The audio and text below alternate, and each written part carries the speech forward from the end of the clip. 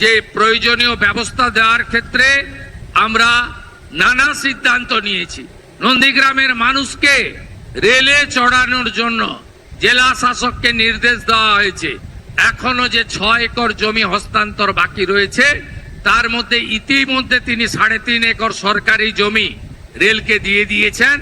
বাকি 2.5 একর জমি পারচেজ করে রেলকে দিয়ে দিলে আগামী মার্চ মাসের মধ্যে আমি আশা করি, বা আগামী কয়েক মাসের মধ্যে আপনাদেরকে আমি রেলে চড়াতে পারবো, এই বিশ্বাস আমার আছে। সাথে সাথে হলদিয়া নন্দীগ্রাম সেতু নির্মাণ, এটি আমাদের বড় কর্মসূচি। ফোল্ডার সেতু আমরা করব, যাতে জাহাজ চলাচলে কোনো অসুবিধা না হয়। এর বাইরেও এইচটি ক্যানেল সংস্কার সহ কাঠের ব্রিজগুলোকে পাকা ব্রিজে পরিণত করা, হলদিয়া উন্নয়ন পর্ষদের একাধিক উন্নয়নমূলক কাজ ইতিমধ্যে অনুমোদিত হয়েছে। আমরা আপনাদেরকে যে আশা স্বপ্ন নিয়ে এই সরকারকে আপনারা এনেছেন, আমাকে জিতিয়েছেন, আমি সেই স্বপ্ন আপনাদের পূরণ করব।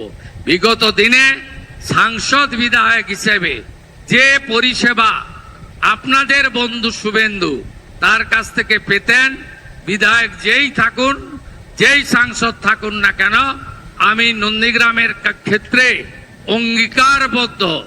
আপনারা যে সংগ্রাম করেছেন এবং 21-এর নির্বাচনে রাজ্যের ঘোষিত মুখ্যমন্ত্রীকে পরাস্ত করে আমাকে আপনারা জিতিয়েছেন।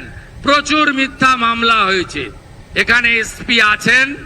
আমি বলবো, এই মিথ্যা মামলায় যারা হয়রানি হচ্ছেন তাদের নিষ্কৃতি দেওয়ার দায়িত্ব আপনার দায়িত্ব, যাতে এখানে শুধুমাত্র আমার সাথী থাকার কারণে আপনারা কাকে জেল খাটাননি, কার বিরুদ্ধে মামলা করেননি।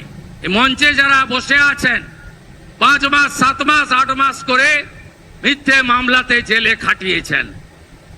আপনারা ভেবেছেন যে আমি ভুলে গেছি, ভুলিনি। আমি ভুলিনি। প্রত্যেকটা জিনিসের আমি এই ব্যাপারে ফুল ভিডিও দেওয়া আছে আমাদের চ্যানেলে, দেখে নিন।